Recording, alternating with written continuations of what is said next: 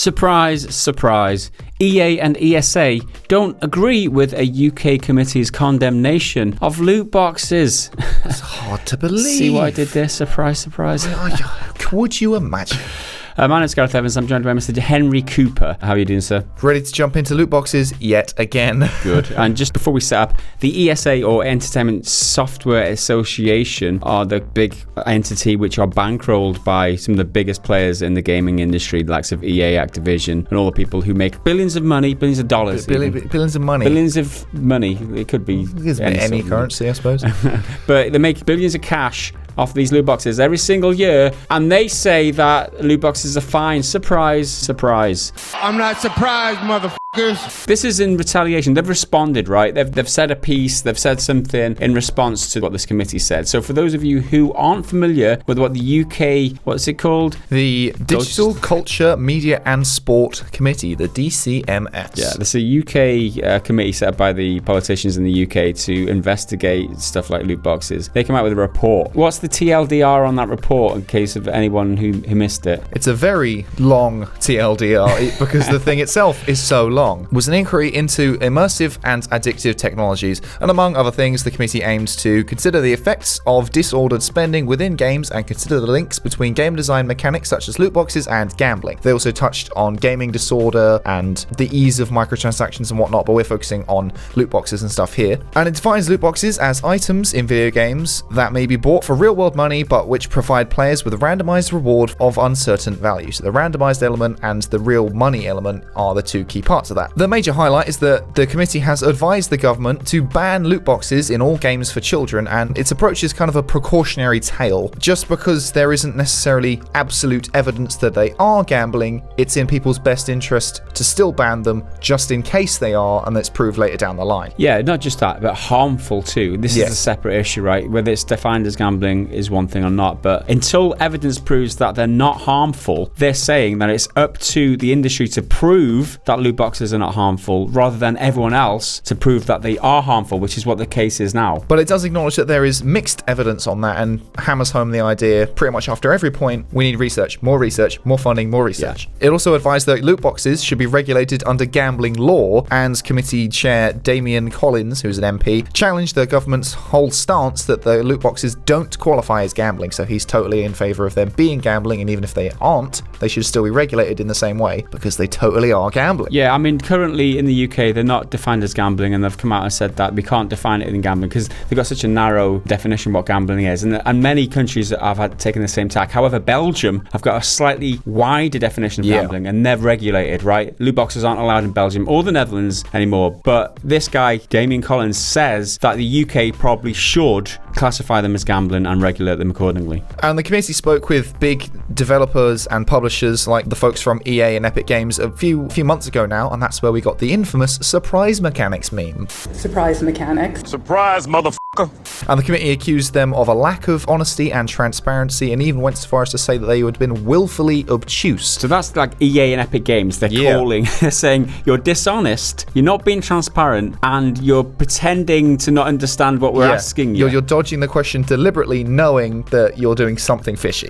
Well, fishy is an understatement of the year. The committee also said that if the government continues to believe that loot boxes aren't gambling, that the government should then publish a paper explaining, like an academic paper, explaining why they are exempt from gambling law. To explain, well, you're basically gambling, why should we treat you differently? They also said that though they can't reliably conclude that loot boxes cause gambling and gambling related problems in the future, loot boxes are designed to exploit potent psychological mechanisms associated with gambling behaviors. So if they don't do gambling, they sure as hell seem like it. Yeah, they share the same psychological mechanisms which cause actual gambling problems. It's the same thing that goes on in your brain, essentially, as gambling. That's what this guy says here. They also recommend that PEGI, who are the big European body, use the gambling content label on all of their games, especially the ones associated with children, but we'll come back to PEGI in a bit. Okay, so the response from ESA has been very weak, I think is the word to sum it up. They've been speaking to GamesIndustry.biz, and this is what they said about this committee report. We take seriously the issues raised in the UK Parliament's Digital Culture, Media and Sport Committee report, but strongly disagree with its findings. Surprise, surprise.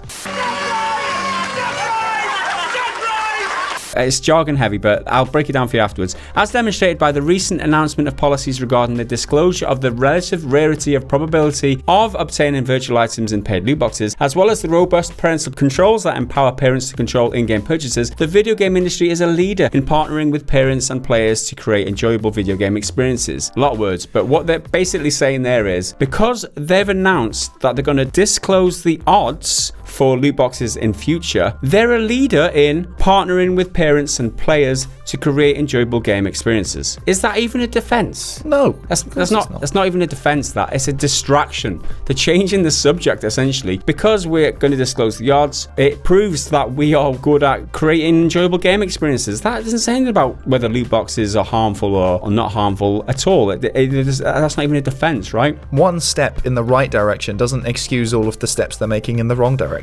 Well, I just find it ironic that the question being put to them is whether loot boxes should be considered gambling or not, or regulated like gambling. And their response is, it's okay because we're going to disclose the odds. Never tell me the odds.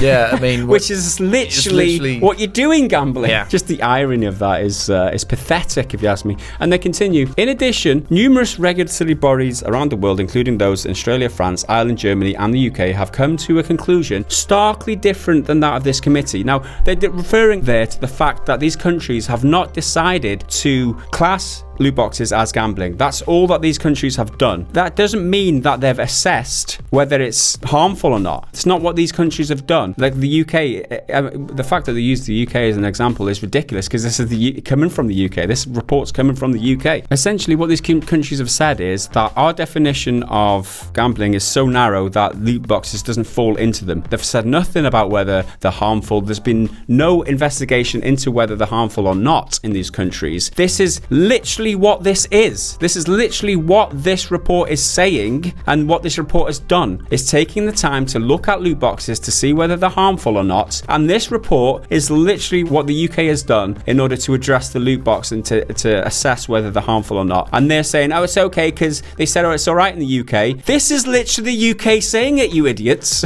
I just don't get that. But like I said earlier, Belgium and the Netherlands, in fact, have deemed them gambling and have fallen into the definition because they're slightly looser with the definitions in those countries, and therefore they're banned in those countries. And they don't say that. They just say, well, it's a starkly different conclusion to what all these other countries. It's exactly the same conclusion as what they've done in Belgium and the Netherlands, but they don't mention that, do they? Cherry picking. That's not how it works. It's not only the ESA who don't agree with everything from this report. Naturally, EA have been quite clear that they don't agree with all the conclusions. So they made a statement to gamesindustry.biz where they said, we have reviewed and are closely considering the findings of the DCMS committee report. While we don't agree with all of the conclusions and recommendations in the report, we do take our responsibilities to players of all ages very seriously. How are they proving that? What's your thought process behind that, EA people? We take our responsibility to players of all ages very seriously. If they do, they've got a very good way of hiding it. We have an ongoing commitment to player safety and well-being whenever they are playing our games or engaging in our communities. We will continue to look at how we can contribute to productive research and solutions for the topics raised in this report, and we look forward to continuing our ongoing dialogue with the UK government. They're going to contribute to productive research. Like, we're going to trust what research they're going to come up with, right? Yeah, That's what they're saying. We understand the question. The question is whether loot boxes are harmful. We make loads of money off these loot boxes. Why don't you just let us decide whether they're harmful or not? Yeah. Like, that's what they're saying there, right?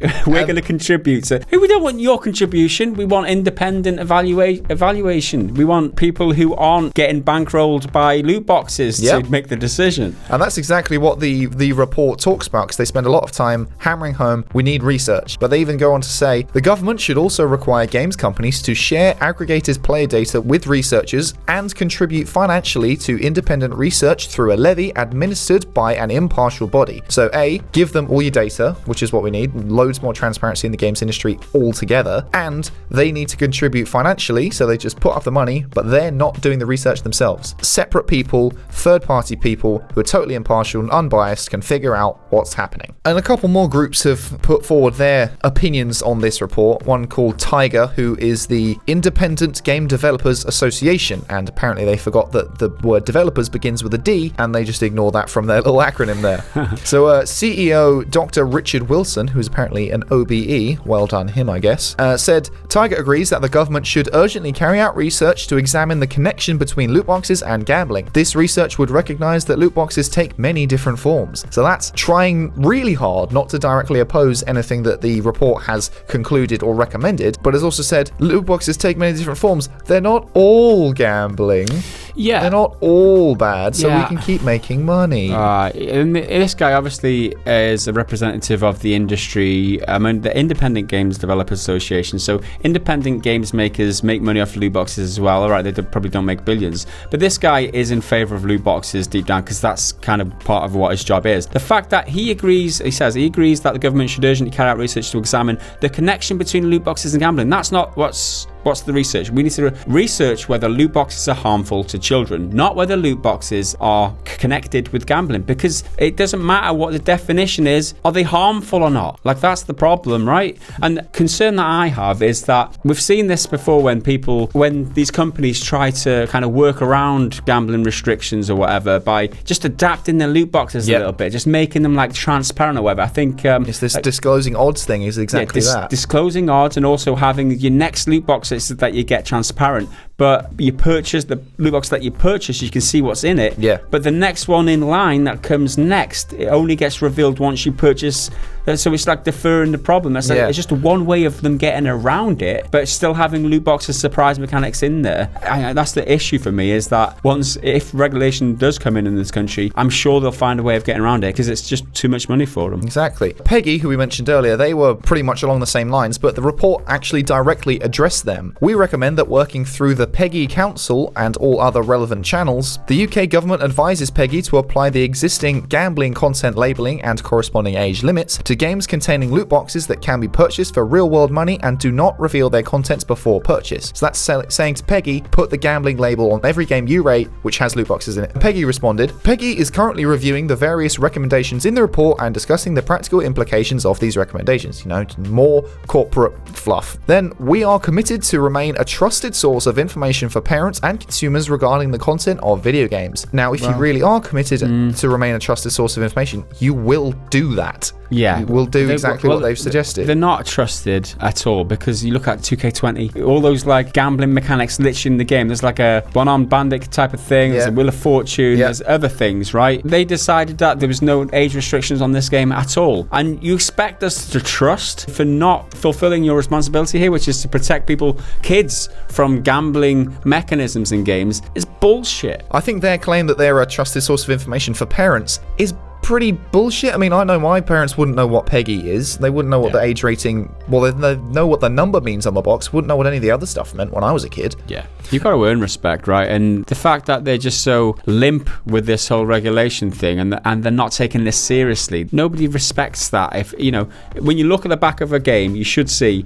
if there's going to be gambling mechanics or any sort of random chance mechanics in there, and whether you're, so you can assess it's going to be good for your kids or not, whether your kids are old enough to play it. The fact that they're not doing that on the likes of 2K20 just speaks volumes. Yeah, and there's an interesting point raised by Brad Enright from the Gambling Commission. Even when games do not meet the regulatory threshold for gambling but contain gambling-like features, the regulator does not think the current age ratings are in line with public expectation, so that should not be available for 4+ or even 12+. So that's essentially saying it doesn't matter whether it actually is gambling or actually isn't gambling. If the public thinks it is and recognizes it to be gambling-like, you should still do something about it. You still have a responsibility to inform the parents of what's happening. Yeah, exactly. I mean, the blowback from all of this will be that if loot boxes in the UK and maybe we haven't even talked about that yet, but there is legislation going through the US. Senator Josh Hawley introduced a bill to the US Senate on May the 11th this year called the Protecting Children from Abusive Games Act. So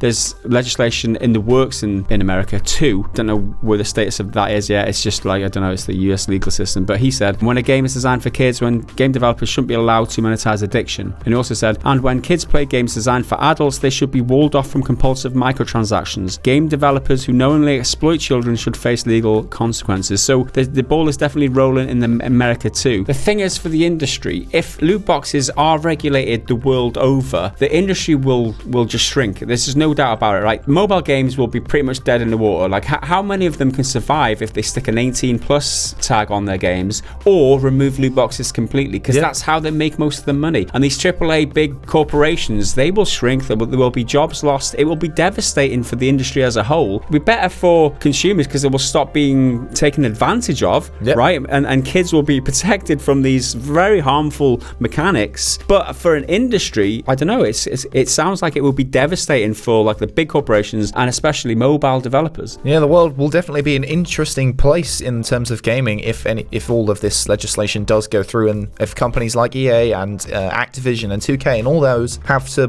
get rid of their loot boxes and maybe get rid of their microtransactions, but people aren't as negative on that. Maybe they're going to have to tweak it somehow, but it's going to be interesting to say the least in, say, 5 years' time, if anything goes through. But anyway, those are just our thoughts on how the ESA and EA and others have responded to this new Gambling Commission report. Jim Sterling recently did a video all about the report, and that's kind of what came before this video, so go and watch that if you haven't already. It's really, really good and really insightful into what happened in that report. But anyway, leave us a comment down below, let us know what you think about all this. Leave a like, hit that subscribe button and the bell to stay notified. Go on over to patreon.com/prettygoodgaming to get early access to our podcast and support the channel. I've been Henry, he's been Gaz, this has been Pretty Good Gaming. Bye for now.